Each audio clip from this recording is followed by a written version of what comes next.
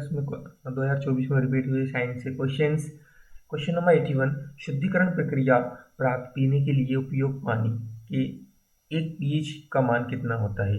शुद्धिकरण प्रक्रिया प्राप्त पीने के लिए उपयुक्त पानी का पीएच मान कितना होता है, तो उसका मान होता है पीएच मान शुद्ध पानी का 7।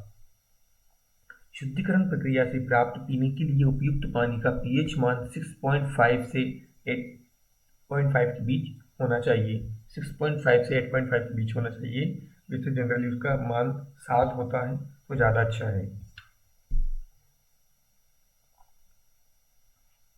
पीने के पानी के लिए विश्व स्वास्थ्य संगठन WHO, वर्ल्ड हेल्थ ऑर्गेनाइजेशन और अन्य स्वास्थ्य एजेंसियों ने 6.5 और 8.5 के बीच पीएच स्तर की सिफारिश करती है।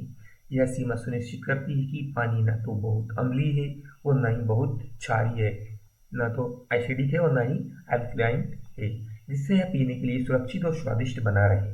तो पानी का पीएच मान 6.5 से 8.5 के बीच होना चाहिए। 6.5 से कम, यदि पानी का पीएच मान 6.5 से कम है तो यह अम्लीय हो सकता है। अगर 6.5 से कम होता है तो अम्लीय हो सकता है, जिससे पाइपों में जंग लग सकती है और धातु के स्वाद आ सकते हैं। पाइपों में भी जंग लग जाएगी और या धातु के स्वाद भी आने लगते हैं पानी में। 8.5 से अधिक, यदि पानी का पीएच 8.5 से अधिक है तो क्षारीय हो सकता है और जिससे पानी का स्वाद कड़वा हो सकता है। कभी कभी हमको पानी कड़वा लगता है तो उसका पीएच मान 8.5 से अधिक होता है। और अगर पानी हमको जैसे कि किसी धातु का स्वाद आता है, हमको लगता है कि कुछ धातु का स्वाद आ रहा है, तो पानी का मान 6.5 से कम हो जाता है। तो इसलिए 6.5 और 8.5 के बीच का स्तर पानी का पीएच स्तर होना चाहिए।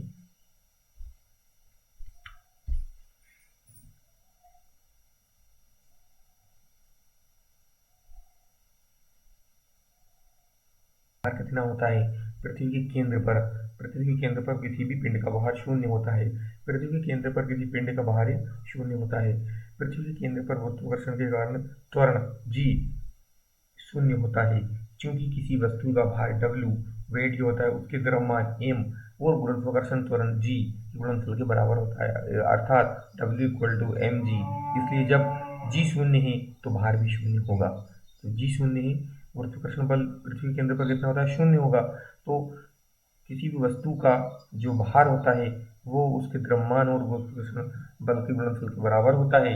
जब गुरुत्वाकर्षण बल जो त्वरण है g वही शून्य होगा तो उस वस्तु का भार भी शून्य होगा। इसलिए पृथ्वी के केंद्र पर किसी भी वस्तु का भार शून्य होता है। क्वेश्चन नंबर 83 हमारा, खेल गतिविधियों में समय अंतराल को मापने के लिए उपयोग किए जाने वाले उपकरण को क्या कहा जाता है। जो खेल खिलाते हैं तो उनमें जिस समय को मापते हैं वो किससे मापते हैं, स्टॉप वॉच से। को मापने वाले उपकरण को स्टॉप वॉच बोला जाता है। खेल गतिविधियों में समय अंतराल को मापने के लिए उपयोग किए जाने वाले उपकरण को स्टॉप वॉच कहा जाता है।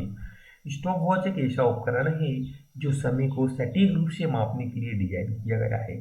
स्टॉप वॉच समय को सटीक रूप से मापने के लिए डिजाइन किया गया है और इसका उपयोग आमतौर पर खेल प्रतियोगिताओं और अन्य गतिविधियों में प्रयोगशालाओं में इसका उपयोग किया जाता है और समय अंतराल को मापने के लिए किया जाता है। यह उपकरण समय को सेकेंड, मिनट और कभी कभी मिली सेकेंड तक भी माप सकता है। मिली सेकेंड तक भी अगर हमको समय को मापना है तो स्टॉप वॉच का उपयोग किया जाता है। स्टॉप वॉच का उपयोग विशेषकर तो खेल प्रतियोगिताओं में किया जाता है और भी इसका उपयोग प्रयोगशालाओं में किया जाता है। स्टॉप वॉच के अलावा कुछ खेलों में समय मापने के लिए भी उपयोग किया जाता है। स्टॉप क्लॉक, यह एक डिजिटल स्टॉप वॉच का एक बड़ा संस्करण है। डिजिटल स्टॉप वॉच का एक बड़ा संस्करण है जो आमतौर पर खेल स्टेडियमों में उपयोग की जाती है। एक्सेलेरोमीटर क्या होता है, यह उपकरण गति और त्वरण को मापता है। एक्सेलेरोमीटर, इसका उपयोग एथलीटों की गतिविधियों को ट्रैक करने के लिए किया जाता है। यह उपकरण गति और त्वरण को मापता है। तो एथलीट होते हैं, धावक, उनकी गतिविधियों को ट्रैक करने के लिए इसका उपयोग किया जाता है। किसका, एक्सेलेरोमीटर का। हृदय गति मॉनिटर, यह उपकरण एथलीटों की हृदय की गति को मापता है। जो उनके प्रशिक्षण और प्रदर्शन को ट्रैक करने में मदद करता है। जो उनके प्रशिक्षण और प्रदर्शन को ट्रैक करने में मदद करता है हृदय गति मॉनिटर। तो हृदय गति मॉनिटर भी किया जाता है। ये उपकरण एथलीटों की हृदय गति को मापने के लिए उपयोग किया जाता है, हृदय गति मॉनिटर। क्वेश्चन नंबर 84 है, द्रव्यमान की इकाई क्या है? द्रव्यमान की एसआई इकाई किलोग्राम है। किलोग्राम द्रव्यमान की एसआई इकाई। द्रव्यमान की एसआई इकाई किलोग्राम है। द्रव्यमान को मापने के लिए किलोग्राम अंतर्राष्ट्रीय इकाई प्रणाली एसआई प्रणाली में आधार इकाई है।